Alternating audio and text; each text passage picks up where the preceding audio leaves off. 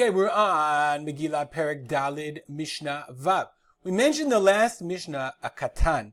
So now our Mishnah is going to continue talking about a katan. Remember in the last Mishnah we learned if the child was a katan who did the maftir, which we're going to learn he can do, then his father must be ovrin al yado. They're the ones that have him for the amud. So the Mishnah says, katan koreh b'torah u'mitargem. Okay, katan can read the Torah and do the targum. Okay, the Bartanura says, Yesh min ha'gonim shamu davka mishlishi va'elach. He can only read after shlishi, meaning you have to read the first 3 aliyah, and afterwards he can read.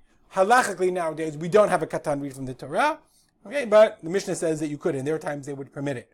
Aval eno pares al shema. Pares al shema, remember we learned the term for the person who davens the first, who leads the first bracha of shema after yishtabach.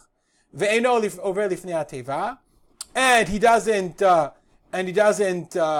for the amud. Ve'ino noseh kapav, and he doesn't duchan, he doesn't lift up his hands. It's actually interesting.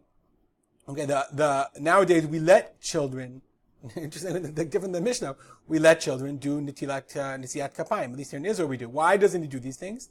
The fishu ba'alo tziat arabi midei chovatam, since he's going to fulfill their obligation.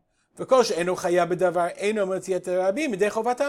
if you're not obligated, you can't be motzi other people. So therefore, that's why the katan, he's not chayav, and since he's not chayav in shachrit, for example, he can't be motzi the shliach tzibur yidei chovato.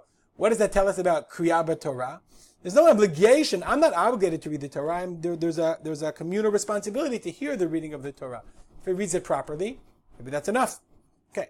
Pocheach pores et hashema umitargem, aval eno koreh b'torah ve'eno over lifnei ha'teva ve'eno noseh kapav. A pocheach, we'll see in a second what that means. He can do the kriyat shema, he can read the kriyat shema, mitargem, he can do the translation, but he doesn't read the Torah, and doesn't daver the amud, and doesn't do duchening. What is the pocheach bar tenura? A person is begadav kruim, his clothing is torn, vizra'otav ni'im bachutz, and you see his arms from the outside. Okay? Arom v'yachef, naked and barefoot, mitargemin and pocheach v'yachef. So pocheach is a kind of nakedness. He's not dressed properly, okay? And therefore, what do we say? He can say Shema, but he can't read the Torah and doesn't daven for the Amud, and also doesn't duchen. Why doesn't he do these things? Okay, he can read the Shema, Sharei Mechuya b'davar. Aval eno koreh b'Torah mipnei kavod Torah. It's not mechubad. It's not appropriate.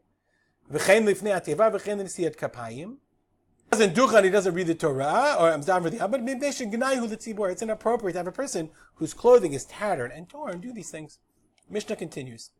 Suma poreset shema mitargem. A person who's blind, he can lead the shema, and he can also do the targum. Rabbi Yehuda says, Kol shelo ra'a me'orot miyamav. If he didn't see light ever in his life, eno poreset al shema. He can't say the shema. Why not? How can he say that? Because remember, the first bracha is yotzer or uvar choshech. So the Mishnah says, even though she'eno ro'eh amera, what Bartanura says, yesh lo hana'a me'amera, but he still benefits from the light.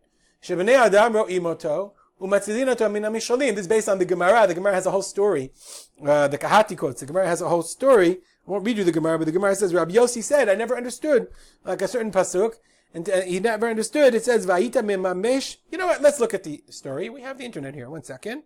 I found an article about blind people on this website. Okay, has Suma b'Talmud. So this is a story from the Gemara. Where is this from? Megillah Daf Chavdalet. Oh, Megillah. Amar Rabbi Yossi. I was always upset about this pasuk. Right? I mean, I didn't understand it. In the Tochacha, it says, you will feel around in the day. Like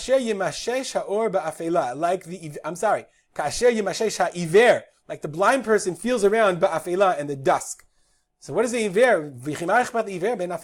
What does he care if it's dark or night? Until this came to my hands.